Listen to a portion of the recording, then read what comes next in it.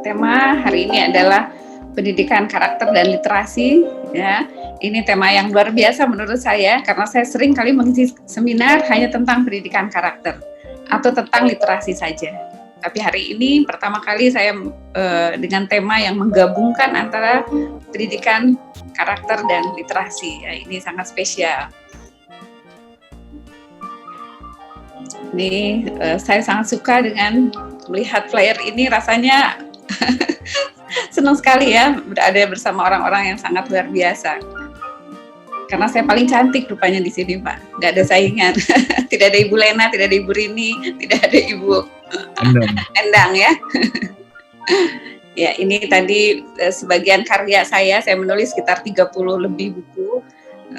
Ada buku cerita anak, buku karakter, buku ontologi seperti kisah pilot tadi ya, itu adalah bagian dari yang saya tulis. Saya juga menjadi ghostwriter, membantu para tokoh yang ingin menuliskan kisah ceritanya. Saya menjadi penulis bayangan, penulis hantu ya. Jadi ini bisa jadi sebuah profesi kepada adik-adik mahasiswa yang senang menulis. Banyak sekali tokoh-tokoh yang hebat ya, yang pemikirannya sangat luar biasa, tapi karena tidak terbiasa menulis atau karena kesibukan ya, sehingga punya keterbatasan, meminta bantuan para ghostwriter ya.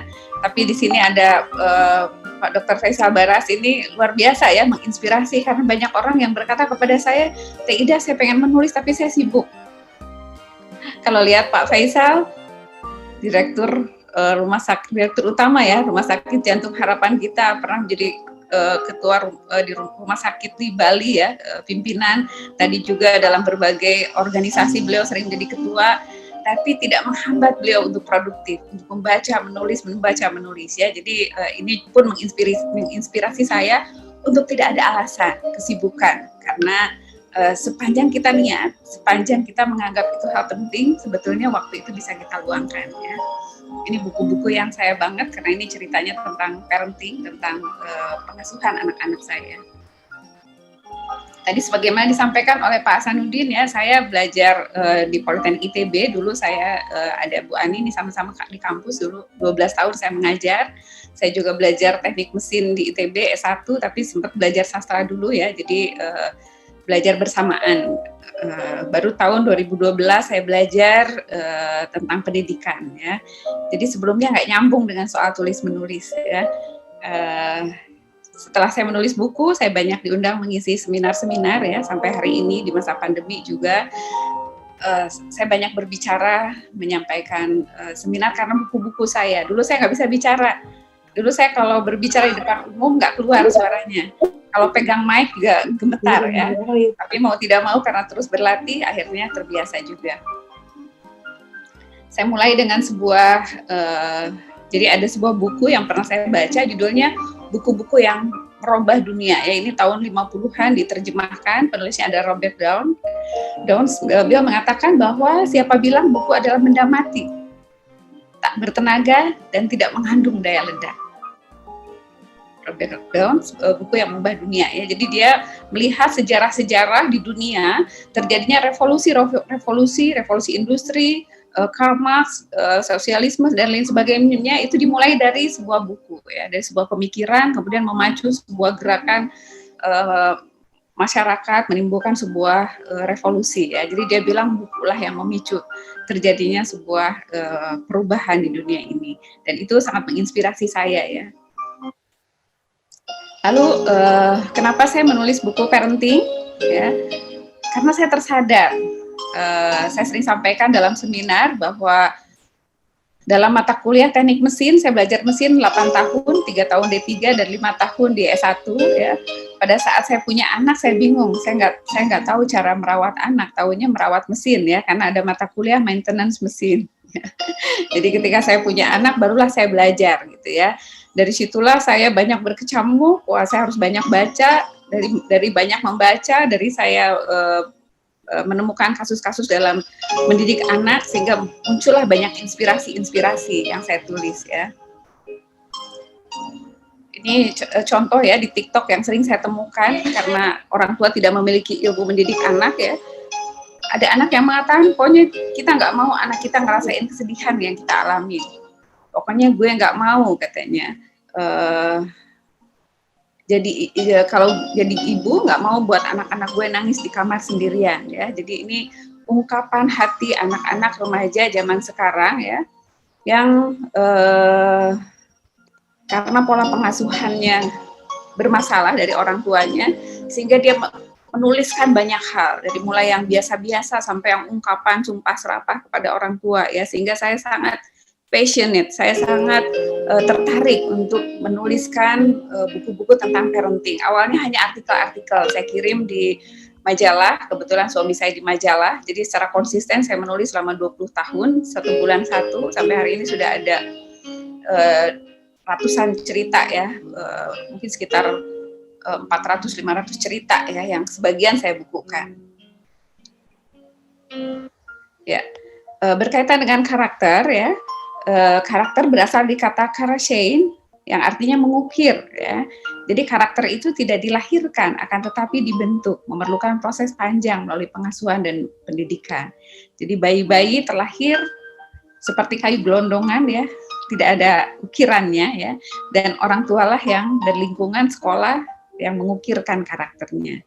Jadi kalau di dalam ayat suci Al-Quran dikatakan bahwa dalam surat Asyam, A'udzubillahi minasyaitonirrajim, bismillahirrahmanirrahim, fa'alhamaha fujuraha wa taqwaha. Wah, ini ada Pak Hasanuddin bisa menjelaskan barangkali nanti yang saya maknai bahwa Allah itu mengilhamkan ya kepada jiwa manusia ada keburukan ya, fujuraha wa taqwaha, ada ketakwaan.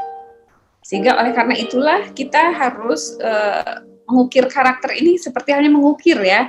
Ada bagian yang dibuang, ada bagian yang dipertahankan. Jadi dalam diri kita juga ada karakter yang harus dibuang dan ada hal yang harus kita pertahankan. Dan sehingga inilah proses perjalanan hidup, senantiasa mengukir karakter diri kita, mengukir karakter anak-anak kita, sampai akhirnya kita berpulang dengan ukiran yang paling indah, dengan ukiran yang paling cantik. Ya. Apa yang membuat saya belajar ya, salah satunya ini ditulis oleh Dr. Faisal Baras ya, tentang beranda kita. Ini saya baca tahun bukunya ini dulu saya pinjam dari teman saya, dari Bu Ani, tapi kemudian saya juga membeli ya. Dan pada saat menikah, suami saya pun juga punya bukunya. Jadi di rumah ada 2 buku ya, saking ngefansnya ini sama Pak Faisal, Pak Dr. Faisal ya. Apa yang saya menarik dari kisah-kisah ini yang membekas waktu saya mahasiswa ya, ini salah satunya, inti dari buku ini salah satunya ya, ada satu tulisannya Dr. Faisal ya di sini, bahwa Al-Kisah menurut Sahibul Hikayat masa lalu tersebutlah sebuah tafsir yang bunyinya begini: jika kau menginginkan kebahagiaan, maka hiduplah dalam sebuah keluarga yang tentram, dengan seorang istri yang setia, atau seorang suami yang baik, dan anak-anak yang soleh. Ya, jadi buku ini sangat indah, tulisannya mengandung unsur sastra ya, sehingga saya membacanya tidak seperti terasa digurui ya. Ini hanya kesimpulannya ya, tapi semua dan ada unsur suspense ya. Suspense itu kejutan. Awalnya kita baca ternyata endingnya ternyata begini gitu ya. Dan kalau kita sudah mendapat kejutan dari sebuah bacaan, kita tercenung, terdiam gitu ya. Terus memegang buku ini ya, otak kita berpikir ya, dan ternyata buku ini menurut saya tanpa sadar mempengaruhi saya, tertarik dengan ketika saya berkeluarga, tertarik dengan buku-buku tentang parenting, tentang psikologi, tentang pendidikan ya, dan termasuk mempengaruhi cara penulisan saya ya, banyak yang mempengaruhi, tapi ini salah satunya. Saya mengucapkan terima kasih kepada Dr. Faisal yang 25 tahun lalu menanamkan microchip di pikiran saya gitu ya, menanamkan benih sehingga akhirnya membuat saya menjadi produktif dan concern di bidang keluarga ini. Apa yang saya tulis, saya tidak menyangka ya, saya sering mendapatkan ungkapan-ungkapan dari para pembaca. Ini salah satu contohnya, betapa luar biasanya peran buku ya. Dari buku mendidik karakter ini ada seorang ibu yang mengatakan, saya setelah mengisi seminar di di Surabaya, lalu ada yang mengirim pesan seperti ini: Bu Ida, apakah masih di Surabaya? Saya bilang saya sudah pulang. Saya hanya ingin memeluk Bu Ida dan mengucapkan banyak terima kasih. Melalui buku ibu, saya menemukan cinta dan kasih sayang ke anak-anak yang hilang. Saya cemburu dengan cerita-cerita yang ada di buku.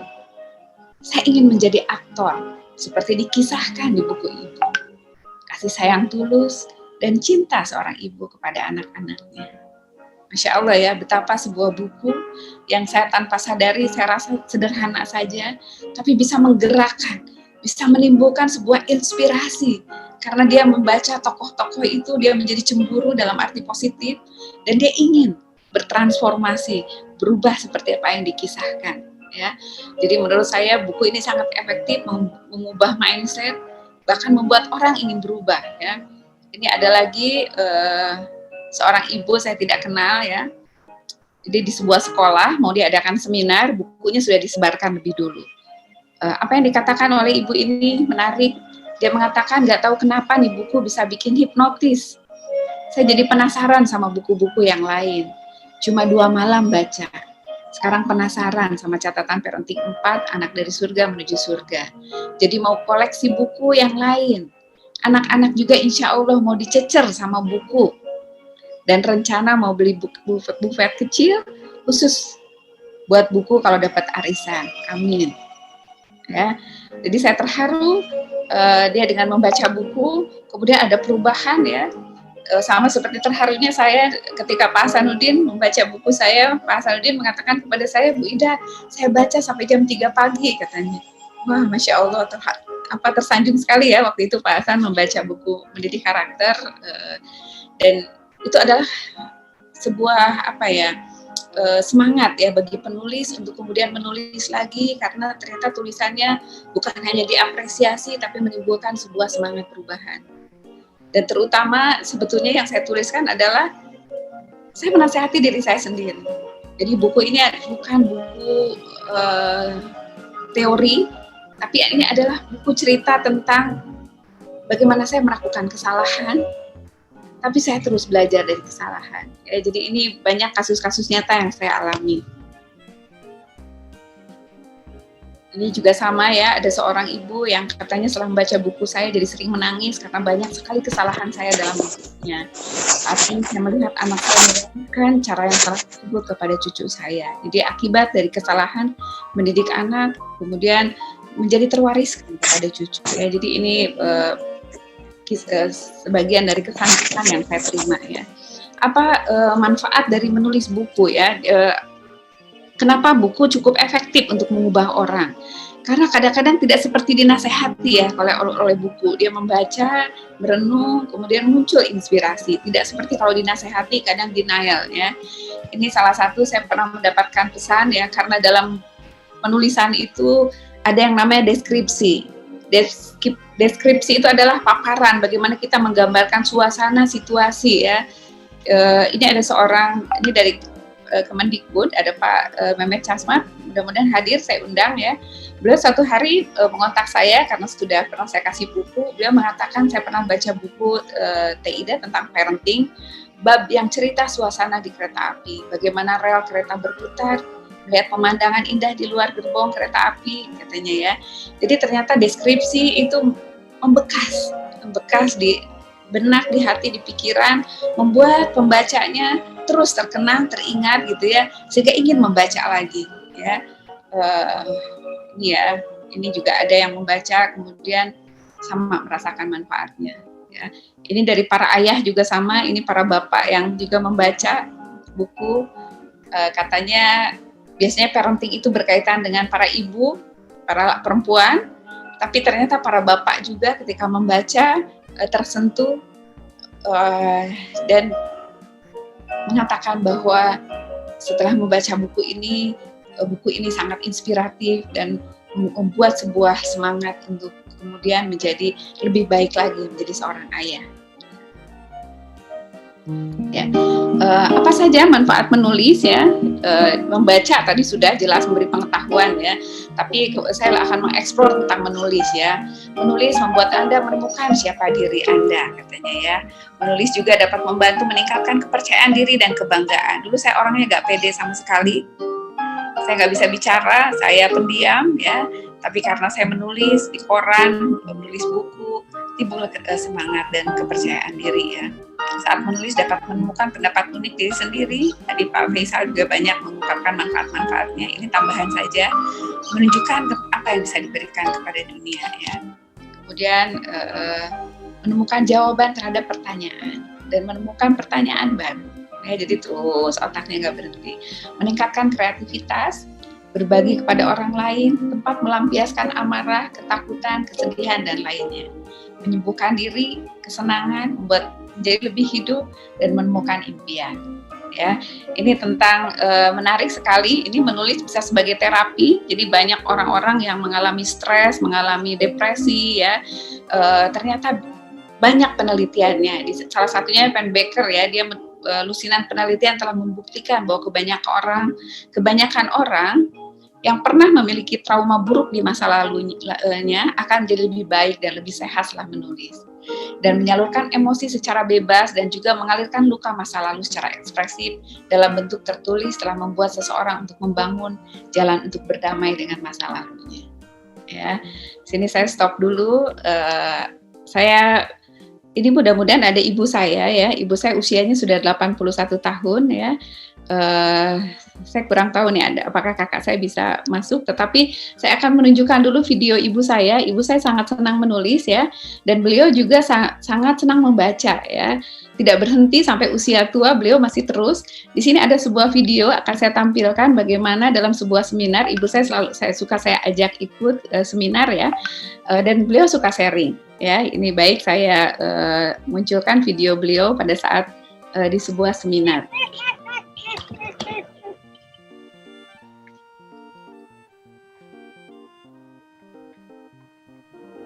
Biasa seminar online.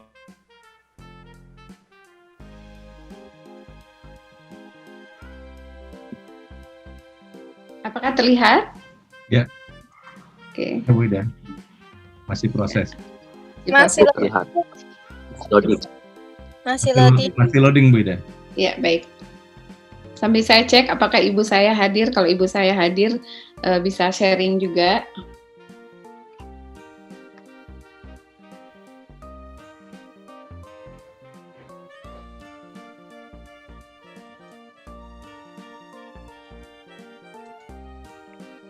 Atas nama siapa Bu Ida, ibunya? Ibu Titin Rostika. Coba saya cek.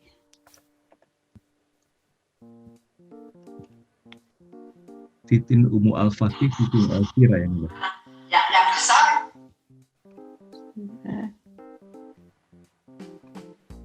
Saya stop dulu.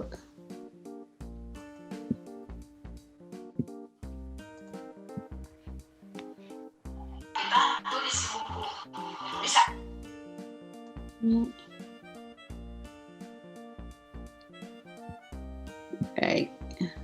Kalau belum bisa, coba atau saya tampilkan dulu video satu lagi.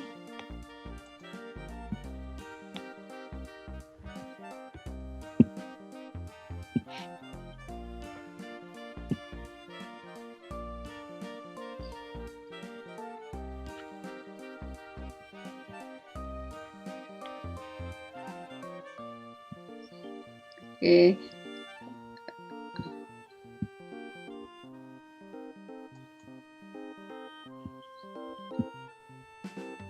Ya, berhubung belum bisa, saya lanjutkan dulu saja ke materi. Atau Bu Titin, coba saya cek.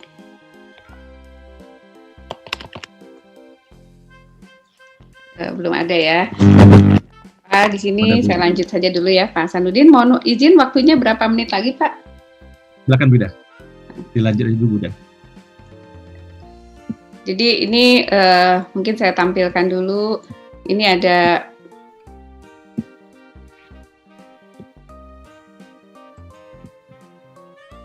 ini sebetulnya ada videonya tapi belum bisa di-play. Terlihat gambarnya? Ya, iya, terlihat gambarnya. Ini ada seorang anak muda ya. Saya undang juga tapi mungkin belum tidak hadir ya. Jadi dia membaca buku parenting saya 10 tahun yang lalu. Jadi pada saat waktu SMP mau naik ke SMA, dia curhat kepada saya di Facebook tentang konflik dengan orang tuanya. Lalu saya diskusi, kemudian saya kirim buku parenting. apa yang terjadi? Anak tersebut karena membaca buku parenting, dia mengatakan yang tadinya marah jadi hilang kemarahannya karena dia tahu ternyata nggak mudah menjadi orang tua katanya ya, dan dia memilih untuk berprestasi. Singkat cerita, selama kuliah dapat beasiswa, dia mendatangkan miliaran dana penelitian dari luar negeri. Dia pergi ke 20 negara selama masa kuliah, 20 kali ke luar negeri di 7 negara ya. Karena yang tadinya marah sama orang tua berbalik menjadi sayang, berbalik jadi mengerti. Ternyata bagaimana menjadi orang tua itu menjadi tidak mudah ya. Ternyata literasi bisa mengubah seseorang yang tadinya emosi, seorang anak kemudian menjadi memaafkan, bahkan ingin berterima kasih kepada orang tuanya. Sekarang sudah menjadi seorang pengusaha startup yang peringkatnya 5 besar di dunia ya, dan perwakilan satu-satunya dari Asia Pasifik ya. Ini kisah nyata yang 10 tahun kemudian kontak saya di Instagram, Bu Ida masih ingat saya dulu yang saya pernah curhat dan Ibu beri saya buku gitu ya, dan karena buku itulah kemudian mengubah yang tadinya marah-marah sama orang tua kemudian akhirnya jadi sayang ya. Jadi betapa luar biasa, saya menemukan banyak sekali kisah-kisah nyata, pengalaman-pengalaman yang menarik ya dari pengalaman di dunia literasi ya. Oke, ini ternyata bisa. Oke. Saya tampilkan di videonya muncul. Saya nggak bisa berdamai atau apa ya? Iya kan, atau memaklumi ya. Tapi ketika setelah baca buku itu kan saya jadi punya sudut pandang orang tua. Oh, ternyata membesarkan anak itu bukan perkara mudah. Ada banyak pressure, ada banyak keinginan, ada banyak tuntutan dan lain-lain, sehingga walah ternyata sudut pandang orang tua itu seperti itu dan memang nggak mudah, sehingga saya jadi anak itu bisa memaklumi dan mulai berdamai. Karena ternyata orang tua itu juga nggak mudah untuk membesarkan anak, sehingga kalau emang ada kesalahan ya dimaklumi, itu part of proses kita dan itu emang wujud cintanya sih. Itu baca 3 buku dalam waktu berapa lama? Sebulan setengah kalau nggak salah, karena emang waktu itu kerjanya cuma baca. Mana yang paling suka di antara 3 buku? Yang satu kalau nggak salah, yang ada yang satu itu kan orang tua baru. Iya. Yo, Bab 1 ini. emang membuka sudut pandang. Ya, jadi ini anak yang pernah membaca buku ini, bukunya 3 buku parenting dibaca usia SMP menjelang SMA ya, dan mengubah sudut pandang yang tadinya begitu marah sama orang tua menjadi berbalik menjadi prestasi ya. Satu lagi tadi tentang bagaimana pengaruh membaca, menulis terhadap menyembuhkan emosi, menyembuhkan healing ya, healing. Ini saya munculkan tadi video.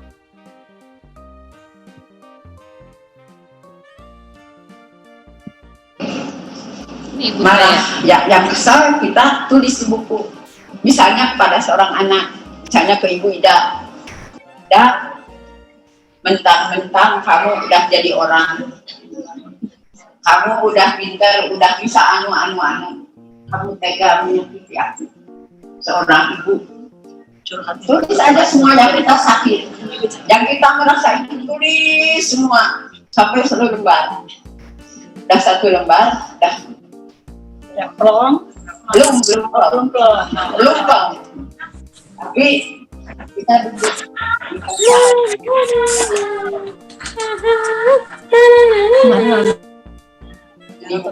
ini ya sore satu sifat, karena saya di rumah cuma sendiri kan. Iya. Sama semua ya. Saya ambil lagi, baca lagi, ini terlalu.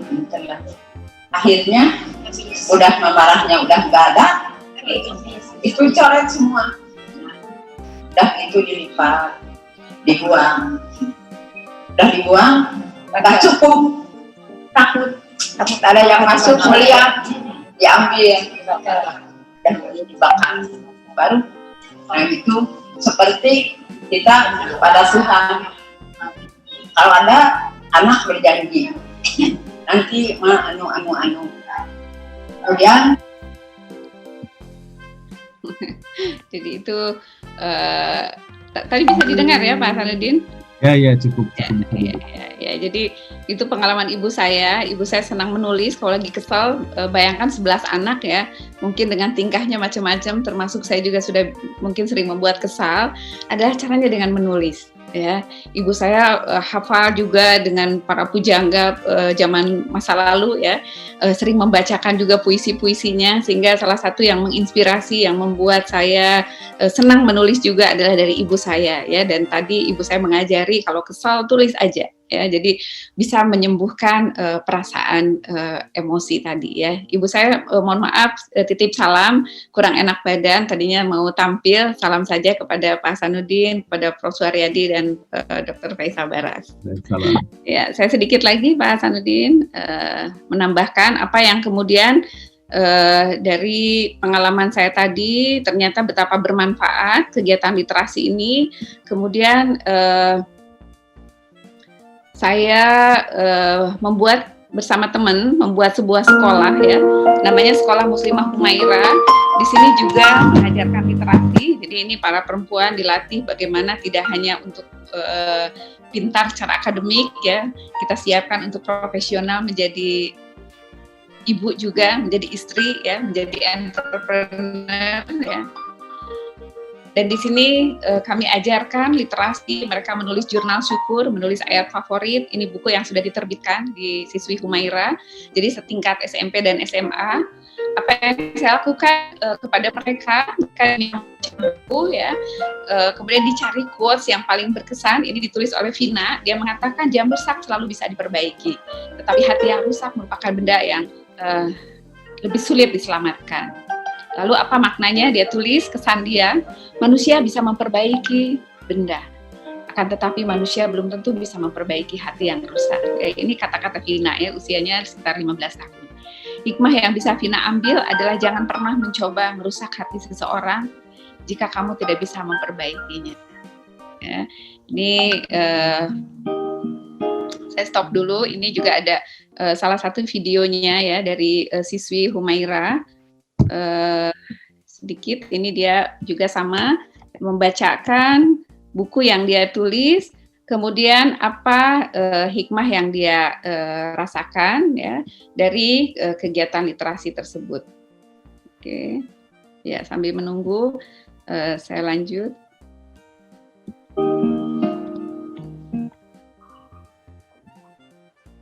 Ini apa yang saya rasakan, manfaat dari literasi kepada anak-anak saya juga demikian. Ini ditulis oleh anak saya di Instagramnya. Dia sangat senang membuat quotes-quotes, dia juga senang menulis ya. Salah satu yang dia tulis, angin tidak berhembus untuk menggoyangkan pepohonannya, melainkan memuji kekuatan akarnya. Ya, jadi ketika dia ada masalah, dia ungkapkan perasaan hatinya, melalui ungkapan, melalui tulisan ya. Dan saya selalu berharap juga ini menjadi kegiatan yang positif untuk anak-anak saya, sehingga dia bisa mengatasi berbagai permasalahan dirinya melalui kegiatan literasi ini. Ya, sedikit lagi ini.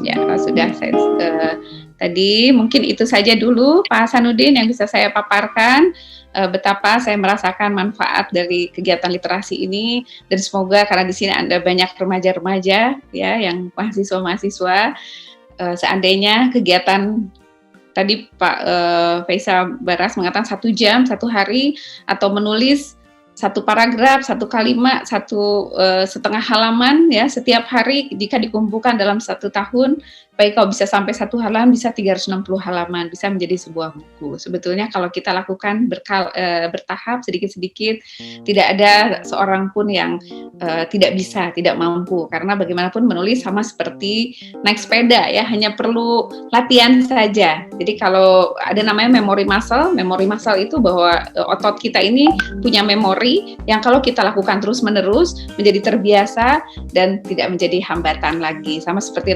naik sepeda, kalau udah jago merem aja, lepas tangan pun bisa ya. Nah, jadi itu saja Pak Hasanuddin. Mohon maaf jika ada kekurangan dari paparan saya. Terima kasih. Assalamualaikum warahmatullahi wabarakatuh.